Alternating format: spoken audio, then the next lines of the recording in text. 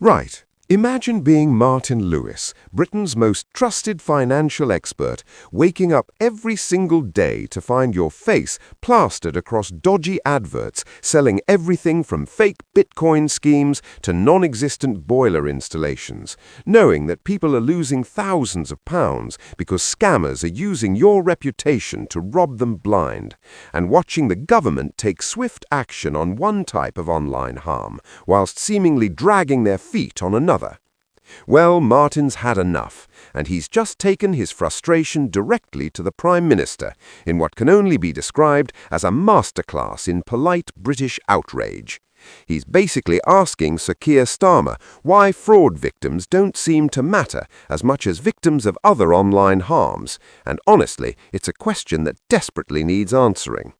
This isn't just about adverts anymore. This is about whether the government actually gives a damn about the hundreds of thousands of people being scammed every single year.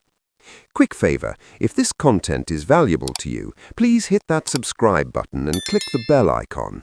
Over 94% of you haven't subscribed yet. It's completely free, takes literally 2 seconds, and it helps us continue covering stories that actually matter. Cheers if you did. Right, let's get stuck into this. So here's what's happened, and it's rather brilliantly uncomfortable for the government. Martin Lewis appeared on ITV recently and absolutely took apart the inconsistency in how the Prime Minister is handling different types of online harm. Keir Starmer has been making very strong statements about platforms like X and its Grok artificial intelligence chatbot, saying that if they cannot control harmful content, the government will step in and regulate them, and they'll do it fast. He even said that if companies profit from harm and abuse, they lose the right to self-regulate. That's strong language, that's decisive action, that's exactly what you want to hear from a leader taking online safety seriously. Except, and here's where Martin Lewis comes in with the uncomfortable questions, where's that same energy when it comes to scam advertisements? Martin quoted the Prime Minister directly, saying, if X cannot control Grok, we will, and we'll do it fast, because if you profit from harm and abuse, you lose the right to self-regulate. And then he absolutely demolished that position by pointing out that hundreds of thousands of victims of scam adverts have had their money stolen, their self-esteem destroyed, their mental health damaged, and some won't even live to see 2027. And for some reason, he says, they don't get protected with the same urgency. That's not just a criticism, that's a direct challenge to the government's priorities, and it's delivered with the kind of calm, factual precision that makes it impossible to dismiss. Now, let's be absolutely clear about what Martin Lewis is saying here, because it's important. He's not suggesting that action on X and Grok is wrong. He's asking why that same decisive, fast action isn't being applied to scam advertising across all platforms. It's a question of consistency, of priorities, of whether some victims matter more than others in the eyes of government policy. And when you put it like that, it becomes rather hard to justify the discrepancy, doesn't it? But here's where it gets even more interesting, and frankly, quite damning. Martin didn't just call out the government, he named specific tech companies that are profiting from scam advertisements. He said it's not just X, it's Meta, who he describes as the worst at this on Facebook and Instagram, and it's Google too. That's the big three of online advertising right there, and he's saying they all have a massive problem with scam content.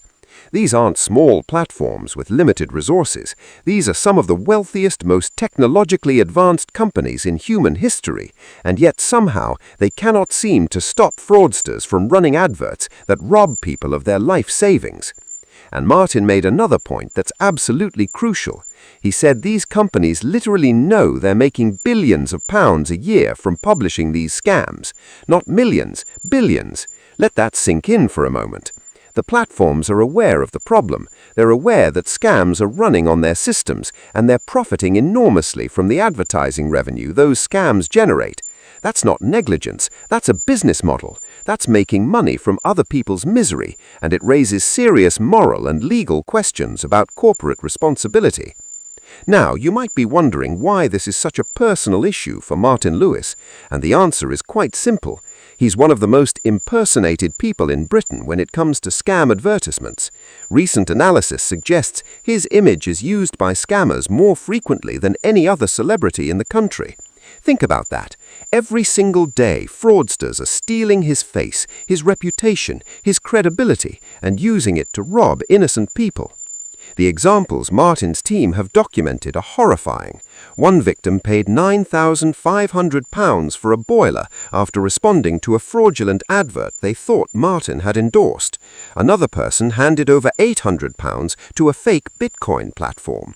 These aren't people being reckless or stupid. These are ordinary folks who trust Martin Lewis because he spent decades building a reputation for giving honest, reliable financial advice.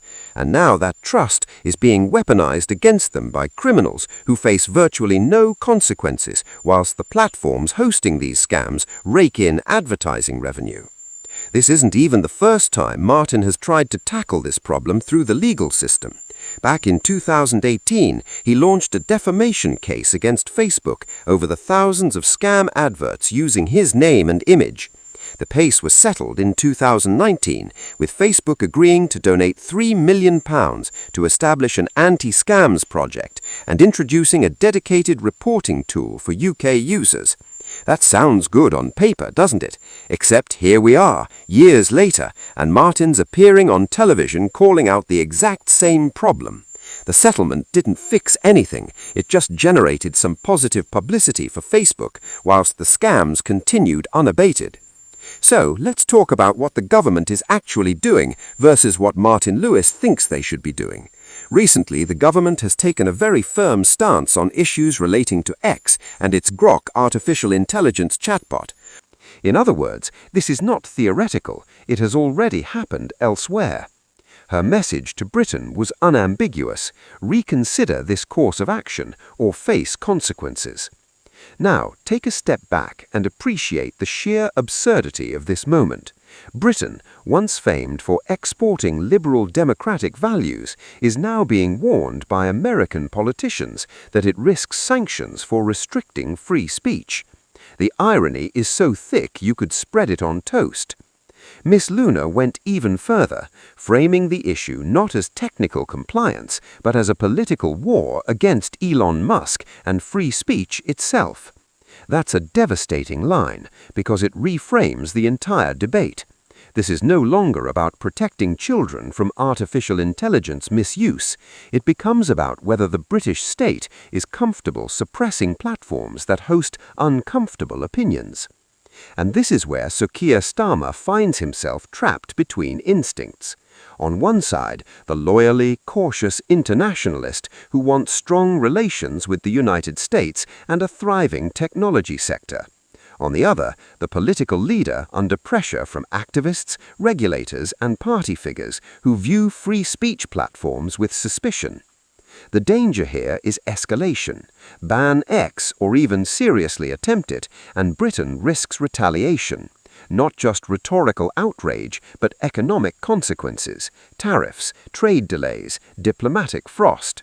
At a time when growth is already fragile, that's a gamble bordering on reckless.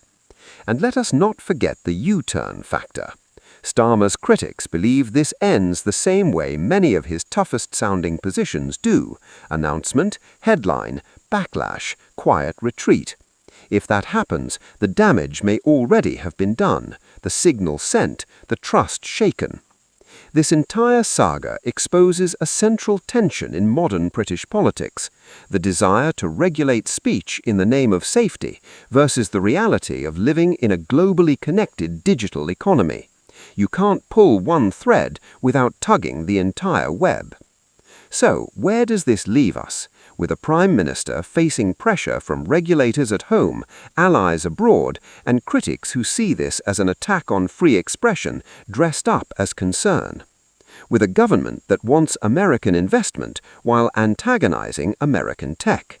And with a public watching another culture war skirmish play out while the cost of living quietly hums in the background.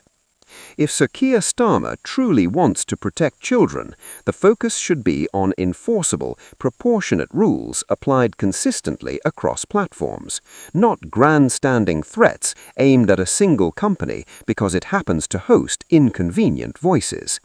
Because once you start banning platforms, you don't just silence the people you dislike, you set a precedent, and precedents have a habit of outliving the politicians who create them. Thank you for watching British Mirror. Your time and attention are genuinely appreciated. Until next time, good day.